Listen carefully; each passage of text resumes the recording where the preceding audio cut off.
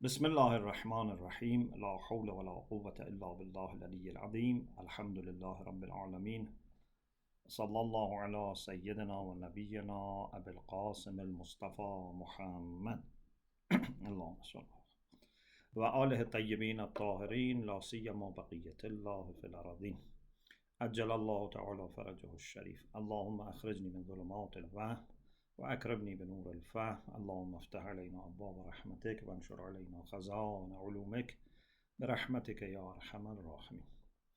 Alhamdulillah, we had tawfiq in the last two sessions to talk about how to control our khayal or imagination and thoughts. In the first session, we discussed chapter 11 of the book from the first section. Last week, we mentioned some ideas from some Muslim philosophers. And then I said there is something that also scholars very much recommend that can help other efforts that we make. And that is reciting the verses 54, 55, 56 of Surah Al-A'raf. These verses are known as Ayat Sukhra. Some verses of the Quran have name. Not every verse has name. Every surah, every chapter has name, but not every verse has name. Some which are very important have like Ayatul Nur, Ayatul Tathir, Ayatul Kursi.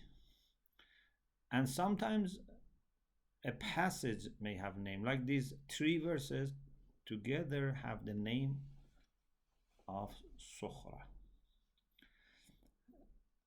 These verses are very good for getting rid of magic or bad thoughts. First, I read the three verses and then I will mention what we have in Hadith of Amir al-Mu'minin and what Ayatollah Hassan Zadeh Amuli has said. Sheikh, sorry, we can't hear you very well. You cannot hear me? It's cutting off a lot. Like at the beginning, we couldn't hear it very much. I see.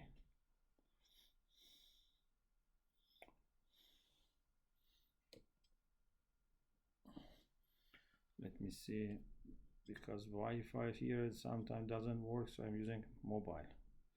Let me see. Is it now better, or maybe I just stop Wi-Fi because sometimes goes on and off? Is it? Can you hear me? Yes, we can hear you now better. It's better. Okay. We can hear you now. If it is not good, please let me know so that I stop Wi-Fi. I don't know which one works better. So the verses are as follows.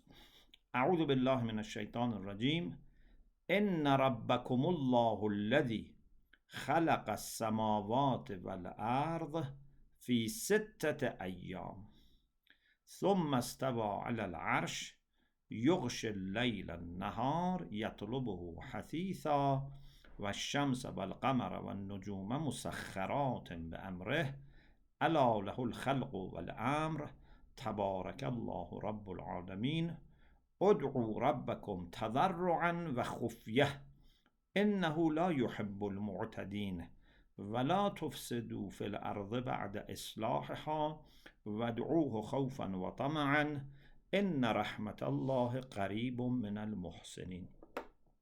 Of course, it needs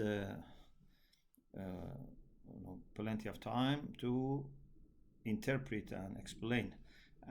But basically,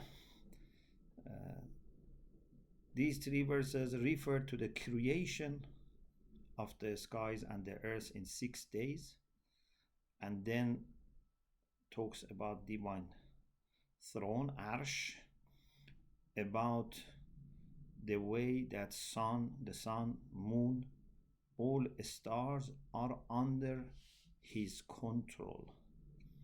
And for him, Sheikh, Sheikh, I'm sorry to interrupt. I do apologize. You're welcome. But am I correct to record on cloud, not on my computer, correct? Yes, yes. Okay, great. Thank you. You're welcome. Is the sound good? Yes, it's excellent. Alhamdulillah. Okay.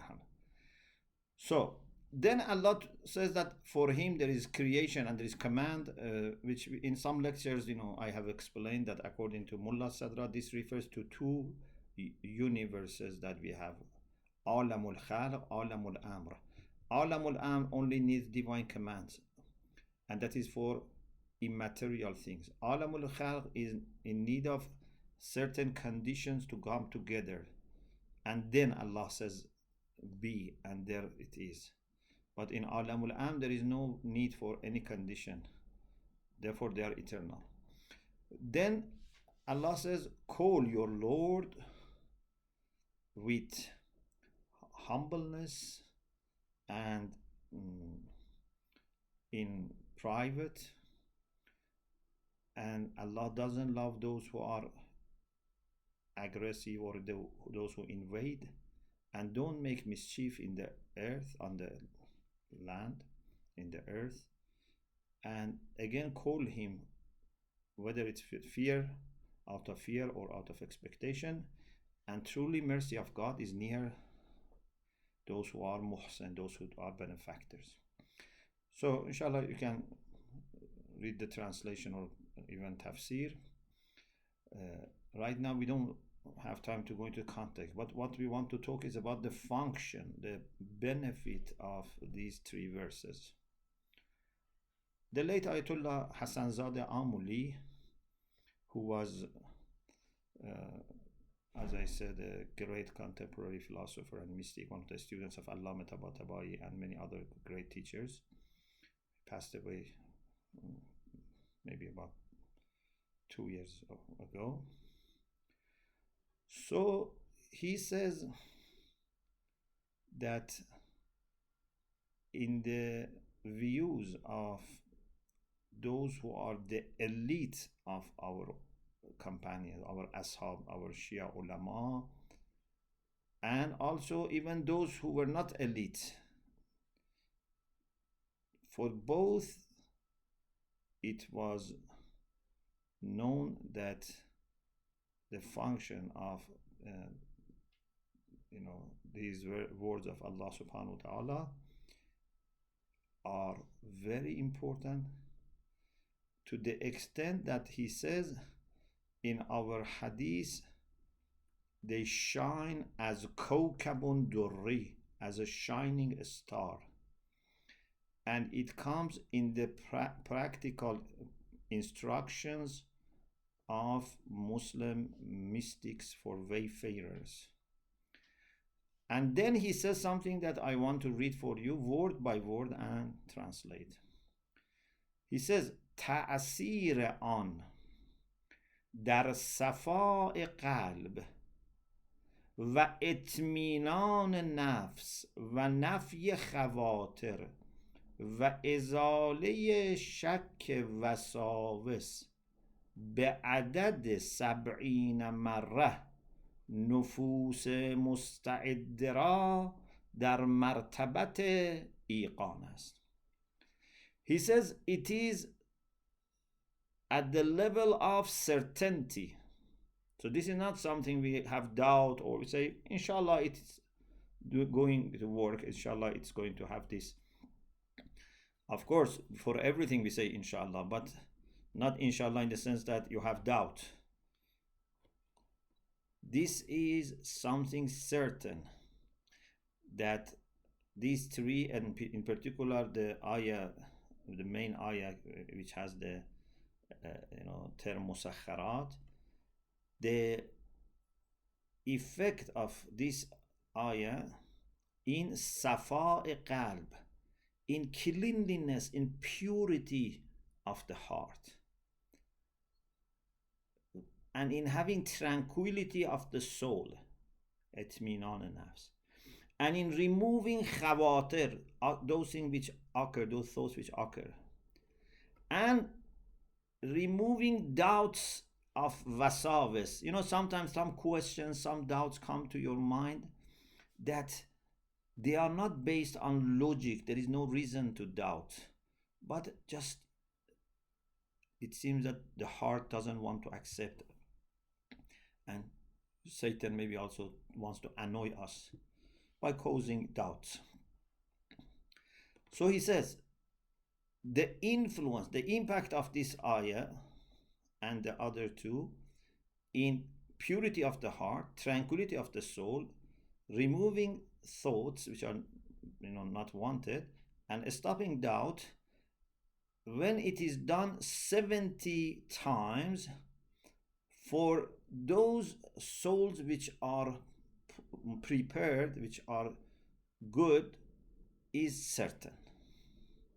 So it is very powerful. Just you need to be prepared. Just you need to take it seriously and open yourself and keep repeating this ayah.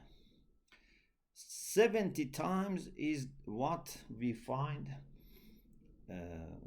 recommended by scholars based on a hadith from Amirul Mu'mineen. Therefore, Ayatollah Hassan Zadeh says, دستور آن از حضرت وسیع علیه السلام عین برهان است. He says the instruction for reciting 70 times this Quranic passage is عین burhan, is the same as demonstration. Demonstration in the logic is the best way of reasoning. The best way of qiyas is qiyas burhani. We call it technically demonstration. What is the basis of this idea of Ayatollah Hassan Zadeh Amuli? Is a hadith from Amir al-Mu'minin alayhi salam. You find it in al-Kafi, the famous al-Kafi, one of our 4 major collections of hadith by Sheikh Kulayni. Kitab al-Hujjah, the section on al-Hujjah. Then there are chapters about wujub al-Hujjah wa ma'rifatuhu wa huququhu, etc. There are chapters about necessity of having Hujjah, knowing Hujjah, rights of Hujjah. Then in these chapters, chapter 18 is about باب ما يفصل به بين دعوى المحق والمبطل في أمر الإمامة. There are hadiths in this chapter about how to distinguish between those who truthfully claim imamah or those who out of falsehood claim something about imamah. Hadith is a long hadith, and it is about someone that was called Khidash, met Talha and Zubair, and that was when Talha and Zubair had separated from Imam Mahdi from Imam Ali, because after the demise of the Prophet, Talha and Zubair were very much close to Amir al-Mu'minin. But when Amir al-Mu'minin became Khalifa, they had expectations of receiving some privilege, some power, some posts, positions, and when Imam didn't give them, they were upset and they then stood against Imam, and they were very heavily involved in the battle of Jamal. Anyway, this person Khidash met them and they said certain things, which is very interesting. Maybe at some point, inshallah, in future we can talk about this hadith. One of the things that in this hadith is mentioned, which relates to our discussion, is that Amir al-Mu'minin taught this person to recite Ayatul Sukhra, and he kept reciting, and Amir al-Mu'minin alayhi salam himself, the hadith says, جعل علي عليه السلام يكررها ويرددها ويفتح عليه إذا أخطأ. When this person was reciting, Amir al-Mu'minin was repeating, asking him to repeat, and if he was making mistake, Amir al-Mu'minin was correcting him. حتى إذا قرأها 70 مرة. This person recited then 70 times. And he was surprised that why Amir al-Mu'minin asked him to do this, up to 70 times. Amir al-Mu'minin said, أَتَجِدُ قَلْبَكَ اطْمَأَنَّ. Do you now find that your heart has tranquility and peace? He said, وَالَّذِي نَفْسِي بِيَدِهِ. Yes, by God who has my soul in his hand, now I am feeling tranquil. So, this hadith and then the experiences that many spiritual people have had also confirmed, to the extent that Ayatollah Hassan Sadr says it is in the level of yaqeen, certainty, that repeating this ayah has great impact. And one of the things is nafy khawatir, unnecessary doubts, unwanted thoughts and imaginations will stop. So this is also something interesting that I wanted to share with you, that in addition to other things, we should also recite this ayah many often. Mullah Saleh Mazandarani, in his commentary on Al-Kafi, he says, فيه دلالة على أن قراءة هذه الآية 70 مرة يوجب صفاء القلب وإطمئنانه ورفع شكه وبساوسه. Like Ayatollah Hassan Zadamuli, he says, in this hadith there is some indication or some guidance for suggesting that reciting this ayah 70 times will lead to cleanliness of the heart and tranquility and a stop of doubts. Allama Majlisi in Mir'atul Uqul, which is also commentary on Al-Kafi, he also says, هذا يدل على أن قراءة هذه الآية 70 مرة يوجب رفع شر شياطين الجن والإنس واطمئنان النفس على الإسلام والإيمان وتنور القلب واليقين. Allama Majlisi says, this hadith indicates that reciting this ayah 70 times stops the bad coming from Satans of jinn and ins. Some Satans are jinns. There are also some Satans who are human. Iblis himself kana min al-jinn, and the main allies are jinns, some jinns, but also you find some human beings who are also unfortunately allies of Satan. So raf'u sharr shayatin, if shayatin have caused some problems, this ayah, when it is read 70 times, can remove it. Also, it gives tranquility about faith, and it enlightens heart and brings yaqeen. So inshallah, try to at least once read this ayah 70 times, or these 3 ayat, and then keep inshallah repeating whenever possible, or at least divide it over times, for example every time 10-20 times, so that it becomes over a day, for example 70, but maybe continuously is better. As I said, the discussion about controlling khawatir is very important. Even I showed you a book, but maybe for the time being this is enough. Now the next chapter, which is the last chapter of first section of the book, is about how to solve the problem of hubb al-dunya. As you remember, we said, in addition to the things that can distract us externally, there are 2 internal issues. One is wandering of quvvah khayal, the second was hubb al-dunya. Okay, now, so this is chapter 12, right, Sheikh? Yes, it's chapter 12, yes. So now let us start chapter 12. We have already talked about the problems of hubb al-dunya, and this is a kind of mentioning the solution, and also then there is a short appendix. Then first section finishes. He says, according to the way human beings are made, he says, according to fitrat, the God-given nature of human beings, and according to the way that our heart is made, so everything that you love will be the point of your attention. And even if something distracts you, after you manage to sort it out or to run away from that distraction, your heart automatically goes to what you love. Those who are strong, those who have received strong attractions from Allah subhanahu wa ta'ala, they can see Him in every mirror.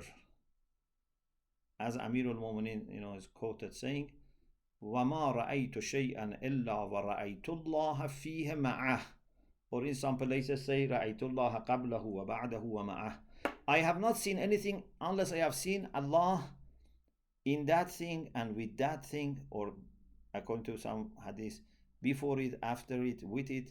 So for someone who is that much spiritual and that much insightful, nothing distracts 100%. They never forget God 100% because they can see Him in everything. But they may feel that they have some ups and downs. They are not always the same.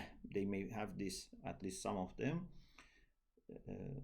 Not that they forget God, but they are not that close, that connected in some moments.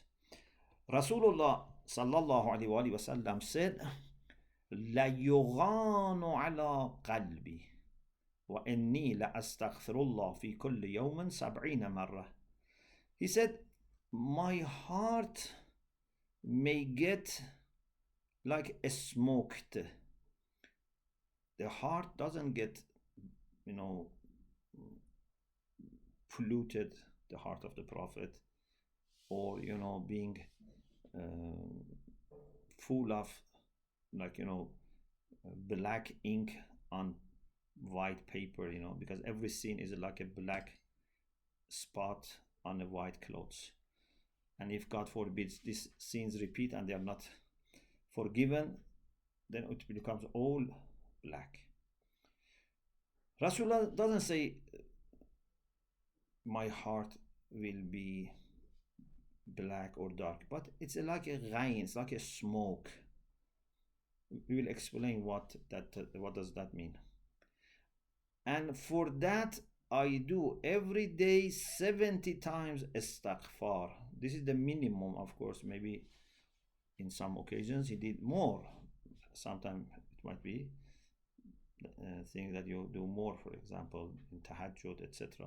But the minimum that Rasulullah used to do istighfar was 70 times. He was not committing sin in legal sense, the sins which are listed as sins.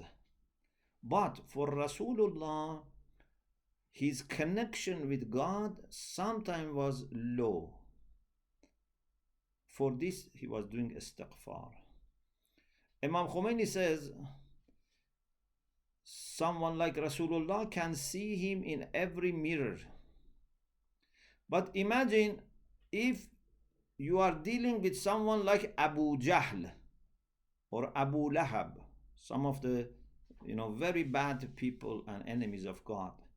To see God in enemies of God, in the vicious people, is still doable and recommended.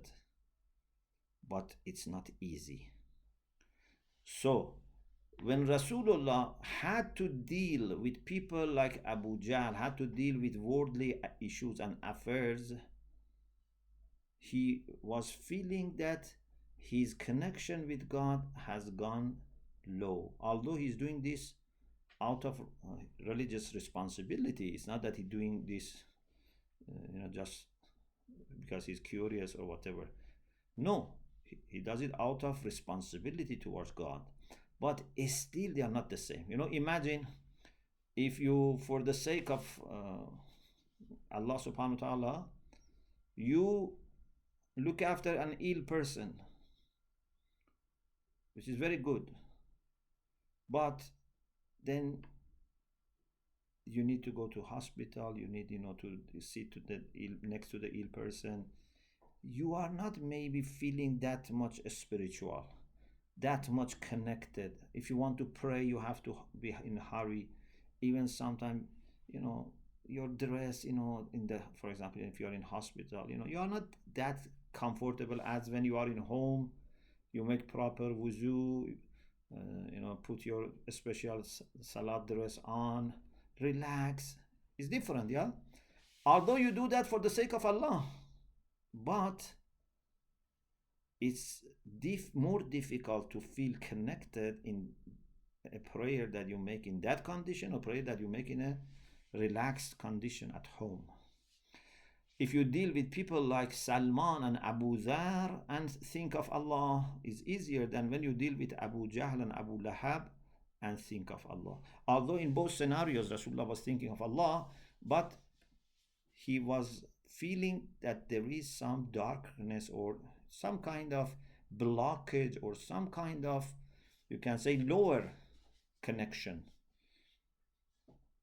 Therefore, he was doing every day at least 70 times of istighfar. So, those who are strong, they always see God, but there can be some, ups and downs. But some people may, unfortunately, sometimes be heedless and not see Allah subhanahu wa ta'ala. This happens when hubb al-dunya finds its place in our heart. And if it is established and permanent, then we cannot see Allah subhanahu wa ta'ala. Then he keeps mentioning some of the problems that hubb al-dunya can cause. And we need to think about these problems. And this is part of the solution. If you want to get rid of hubb al-dunya, you need to have ilm nafi' along with action. Beneficial knowledge plus appropriate action. In this way, you can solve the problem. Beneficial knowledge, he says, I have discussed this in 40 hadith, but he has a brief discussion here. He says, in our hadith from Imam Sadiq alayhi salam, we have ra'su kulli khati'ah hubb al-dunya, or hubb al-dunya ra'su kulli khati'ah. The root, the head, the foundation of every problem is hubb al-dunya. So if you reflect on this, that with hubb al-dunya you are exposing yourself to all problems, and maybe then not only is exposure, this problem become fixed. You have to get rid of hubb al-dunya. And he says, it's very interesting, although it is obvious, but it's a great reminder. He says, no false religion or denomination has been established in the world. No corruption or mischief has taken place in the world except because of hubb al-dunya. Every murder, every looting, every injustice, every invasion has been because of hubb al-dunya. Every ugly action, theft, and other catastrophe, moral catastrophes, all are because of hubb al-dunya. Also, when you have hubb al-dunya, then you don't have virtues. Hubb al-dunya doesn't let virtues grow in you. Bravery, chastity, generosity, justice cannot exist with hubb al-dunya. Hubb al-dunya doesn't let you to be generous or, just, etc. Also, you cannot understand properly Tawheed of names and attributes and actions of Allah subhanahu wa ta'ala when you have hubb al-dunya. Tranquility of heart and peace, which are very important. Ruh sa'adat, the spirit of happiness, is what? Is peace. If you have inner peace, you are a happy person. Even if you don't have that much money. But if you are happy, you feel content, you are prosperous. But if you have everything but you don't have tranquility and peace inside, you suffer. Also, you would not have with hubb al-dunya this strong sense of honor, nobility, and feeling that you have no need. You don't need people, you don't need, material things. You feel you are very rich. Hubb al-dunya doesn't let these virtues to happen to you. Also, hubb al-dunya would lead to bad things like qat' al-rahim, disconnecting from the kinship, hypocrisy. Many problems are caused by hubb al-dunya, or you can say the root is hubb al-dunya. And then he says, there is a hadith in Irshad al-Qurub from Amir al-Mu'mineen that Rasulullah in the night of Mi'raj was told by Allah, O Ahmad, if a servant of mine says the prayer of all people of heaven and the earth and fast like all people of earth and heaven and doesn't eat like the angels and just put on the dress of the worshippers, but I see in his heart a slight hubb al-dunya, slightly, or love for reputation, or position, or fame, or adornments of dunya. If does lots of salat, lots of fasting, but I see hubb al-dunya in that person, or hubb al-riyasa, then this person will not be able to be close to me, and he would not be neighboring me, and his heart will become dark to the extent that he will forget me, and he would not taste the sweetness of my love. So hubb al-dunya is this much destructive. We need to think. We know these things, but we need to keep thinking, reminding ourselves so that it establishes in our heart. And for practical solution, in addition to this, is to act opposite to what hubb al-dunya says. For example, sadaqah. Giving sadaqah is very good because you give sadaqah from what you love. Therefore, you are attached to it. Giving sadaqah is an exercise of detaching yourself. لَن تَنَالُوا الْبِرَّ حَتَّى تُنْفِقُوا مِمَّا تُحِبُّونَ. You will not achieve goodness unless you give from what you love. So, if you love money, give it away. If you love position, don't go for it, even if you are offered. Say, I don't want position. If there is fame that is attracting you towards dunya, try to remain unknown. Don't expose yourself. So you have to do the opposite till you get rid of hubb al-dunya. Dunya is of such a nature that the more you go after it, the more you will be attached to it. The more you will become greedy. It's like salty water. If you drink salty water, you become more thirsty. So any person who goes after dunya, even if they achieve it, they will not be satisfied. After some time, they say, no, this is not good. There is something better. They will never enjoy what they have. The best thing is you enjoy what you have, you are grateful, and then if you want more, you ask Allah to help you to have more. But if you don't enjoy what you have and you ask for something more, this is not letting you enjoy what you have, then you are not shakir or grateful, and you may even lose that which was available. Then